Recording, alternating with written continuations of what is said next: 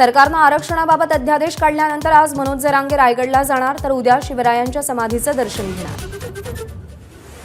कुणबी नोंद मिळालेल्या सगळ्या सोयऱ्यांना प्रमाणपत्र मिळेपर्यंत आंदोलन सुरू ठेवणार जरांगेंचा निर्धार.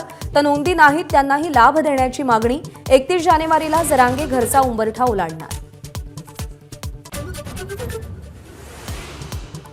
ओबीसी नेत्यांच्या बैठकीमध्ये 3 ठराव मंजूर. सगळे सोयऱ्यांबाबत काढलेली अधिसूचना रद्द करण्यात यावी. कुणबी दाखले वितरणाला स्थगिती द्यावी. शिंदे समिती आणि मागासवर्ग आयोग बरखास्तीची बैठकीतून मागणी.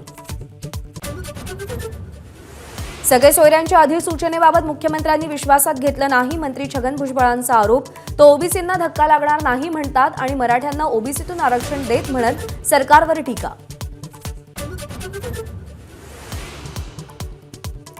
तीन फेब्रुवारीला अहमदनगरमध्ये ओबीसी मेळावा, तर ओबीसींची महाराष्ट्र यात्रा काढणार. छगन भुजबळ यांची घोषणा.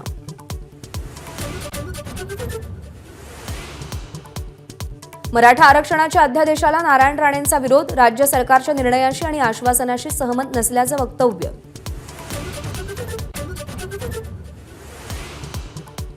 मराठा आरक्षणाबाबत सरकारच्या निर्णयातून ओबीसींचं नुकसान नाही. ओबीसी महासंघाचे अध्यक्ष बबनराव तायवाडेंचं वक्तव्य. ओबीसी नेत्यांना जीआरचा अभ्यास, चिंतन, मनन करण्याचा सल्ला.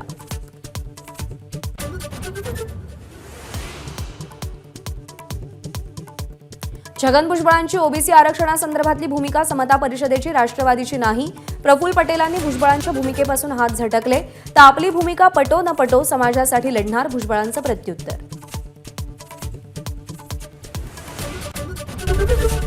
एबीपी माझा, उघडा डोळे बघा नीट.